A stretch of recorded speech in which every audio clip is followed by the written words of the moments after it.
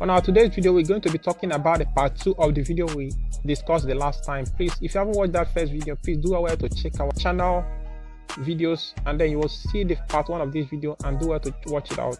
Okay, on this video we are going to be talking about the second part of this video, which is creating a vector using your beizer tool on pixelLab.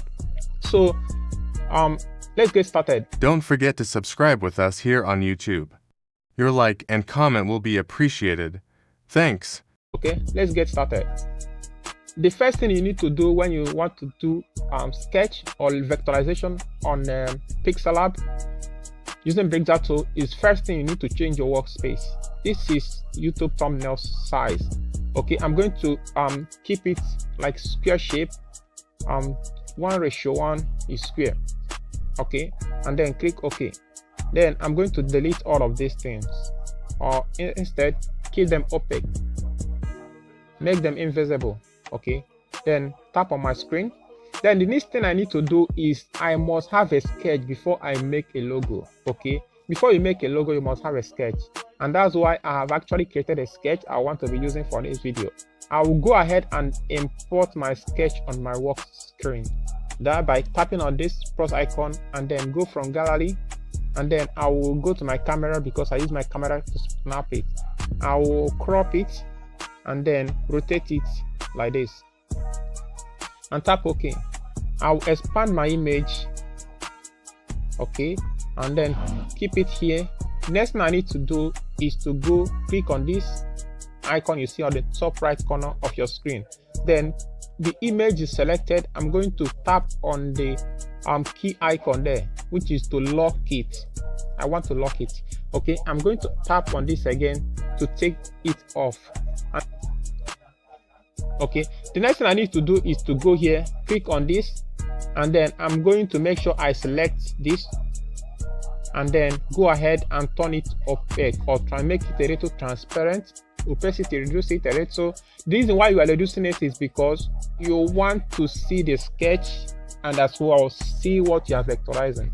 Okay, you don't want the what you are vectorizing to be complicating what your sketch. Then you need to make it more little opaque, and then reduce opacity, and then make sure you tap on your screen once.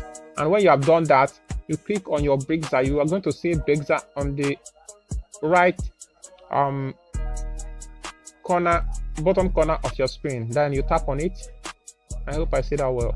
Okay, when you tap on your screen, then you're going to see this, and this is where you start your vectorization process, and then it will bring out this. I think we have explained this clearly on our first video. Okay, then I don't need to be explaining these tools again because we have talked about it already. So if you haven't watched that first video, do well to go and watch it. The link for the video is in the description of this particular video. Check the description and you will see the link of this first video we've made. Okay, then we are going to go ahead and then click on this. I've told you what it's used for, and then click on this, and then you are going to make sure the loop is created like this. So we are going to start the first job, and the first job is to create this outer shape that looks like D. That's what I will do first, and then see what I'm going to be doing. If I click on here, you are going to see these two lines that is going to be attached to these details. Okay, then these lines is what you are going to be using to reshape this loop you are seeing, or this shape, or this ellipse you are seeing. Okay, and then if you click here, you are going to see another two lines. Okay, don't get it confused, it's very easy. Okay, and then I'm going to click on this, drag it to this point, and then I'm going to click on this, drag it here. See what I'm doing? It's not difficult, you can do it as well. Okay, after watching this video, I will also try as much as possible to send the sketch of this vector, or this sketch of this image I'm using, into the group description as well. So if you want to use it, you can as well use it for your own practices, and then come out with something better. Okay, and then we are going to take it like this. See what I always do? I always try as much as possible to use my grid tool when I'm doing vectorization on pixelLab. Use your grid tool, click on this,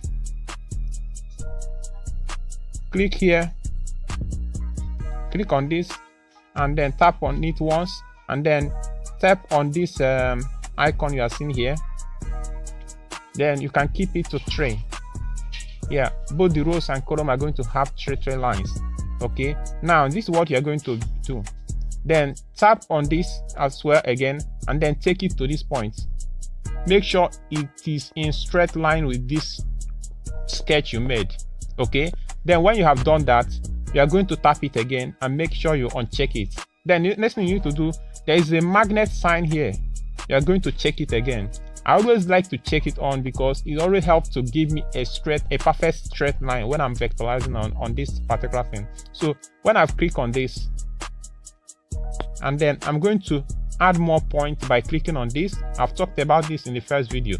Okay, and then I'm going to take it like this. Now you see what this magnet icon is helping me to do. Immediately I draw this, it's going to show me that yes, this is actually on a straight line with the grade tool. Okay, when I click on this, it's going to give me that effect as well. So now I am very sure that what I've got here is actually a perfect straight line. Then what I'm going to do next is I'm going to draw this, uncheck the magnet, draw this and place it here, and then I'm going to use this. If I'm placing my hands here, see where I'm tapping now. If I'm placing my hands here, and then I will end up drawing this particular line here, up and down, up and down. Anywhere I place my hands, it will be drawing. If I place my hands at this extreme, it will be moving this one. Okay, it's not difficult. And then I'll be using it to move this, move it like this. Okay, for the purpose of this video, we may not be able to get a perfect vector at the end of the day, so but we are going to try our best to get something better. Okay, I'll add more points here. Let's see. Okay, then I'll do this. I will do this as well. Okay, I think it's better. It's better. Okay, it's better. Then I'll use this to bring it here. I'll see what I'm going to do again, because I want to get a straight line at this top. I'm going to click on this grade tool again, and then drag one of these lines to go in straight line with this. Okay, and then I'm going to uncheck it again and check the magnet, that when I place my hands here, it will take it to this point, and then I'll make sure that yes, these things are in a straight line. Okay, now it's in a straight line, and then I'm going to do one more thing by taking this up a little, because I want to create a perfect curving here. And then when I'm done with this, okay, this way. Okay, this is better. Just what I'm doing is not difficult. I've done this before. I'll show you my work later. But for the purpose of this video, we may not be able to spend much time trying to get something perfect. Okay, and then we are going to go down and then know that this is for the color opacity, and I'm going to turn it off. I'm going to reduce the stroke to 0. Okay, stroke to 0, and then I'm going to add the color. Let me just keep the color to navy blue. I think this is it. And then we are going to check. Okay, let's uncheck this grid tool and see what we've got. See the vector we have got. Okay, now this is very good. Now I'm going to do one thing again. I'm going to unlock it and then keep it invisible. The next thing we need to do is to go to our beizer tool again, beizer, and then we are going to click, make it a loop, and then I'm going to go down again and reduce the stroke to keep it something like 1 or 2. Okay, 1 is better. Then I'm going to go ahead and start my vectorization, and then I'm going to keep this here. Don't forget to always use your beizer tool to create a perfect straight line anywhere necessary. Okay, I'm going to click on this and then add more points by clicking on here, and then I've added a point. I'll take it here, or instead I'll keep it here. You can check your lens to check it on if you want to zoom in. I'll just use it to zoom in and then uncheck it again, and then use this to do my job. Okay, and then the next thing I need to do is to check it on again and take it to this point, uncheck it. Just follow what I'm doing, you will actually be able to enjoy it.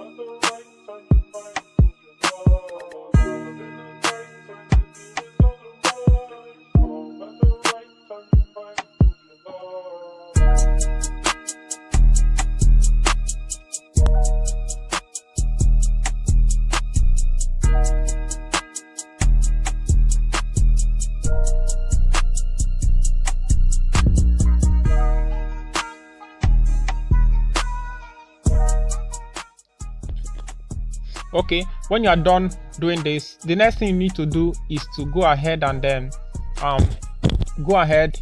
click here and then turn this on again, so that you can actually see what you have done or the job you have created. Okay, and then uncheck your grid tool, and then here we have a vector. Okay, like I told us earlier, this is for the sake of this video, my job is to do this and then show you that yes, this is possible on the pixelLab. Okay, but this, if you give it more time, if you look here, you will discover that you are having irregular shapes, or the corners are not well structured. Okay, the shapes here are not well structured. That's why you have to give it your time. Take your time to do it and then get a perfect curved. Every angle that needs to get a curve must get a perfect curve. So at the end of the day, you are going to get something more perfect. Okay, let me show you the work I did before creating this video, so you can actually see that this is actually possible using this beizer tool. Okay, let me go here, but first we need to go ahead and save our work.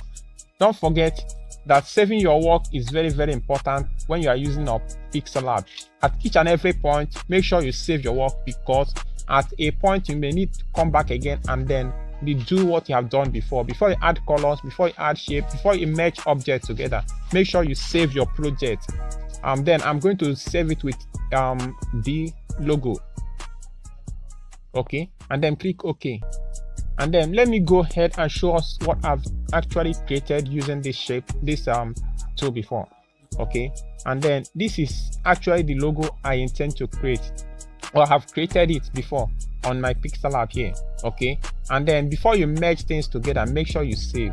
Before you do anything reasonable, make sure you save. That's why it's very important, because if I want to undo or redo these things I've done now, because it's going to take me time either to recreate again. But if I've saved at every particular process, every particular point, and then I can easily go back again and then rework on them and then give it the real effect or meaning that I actually want to put there. Okay, that is why it's very important. Don't forget to take note of that. Okay, I think with that we have actually be able to explain or do something more meaningful today, and I believe this video has actually helped you in one way or the other. In our next video, we are going to be talking about how to add shape, how to add color, how to add color to this shape we have already created using the beizer tool, how to add shape, and how to add colors, texture, and emboss. Okay, for instance, if I want to emboss this thing now, there is one thing that people always make mistake people always make, and then when you are using emboss tool, there are a lot of things that you need to really consider before you want to use emboss tool. Otherwise, you make your work even more unbelievable. Okay, And then this is what we'll be talking on our next video on this particular channel. Please stay with me. If you haven't subscribed with us, please do well to subscribe with us on this channel on Green World Graphics. Anticipate for my next video. That is the part 3 of this video, probably going to be the last version of this particular beizer tool discussed on this channel. Thank you as you will join us. Thank you for checking out on us. Thank you for watching our video. See you next time. Bye bye.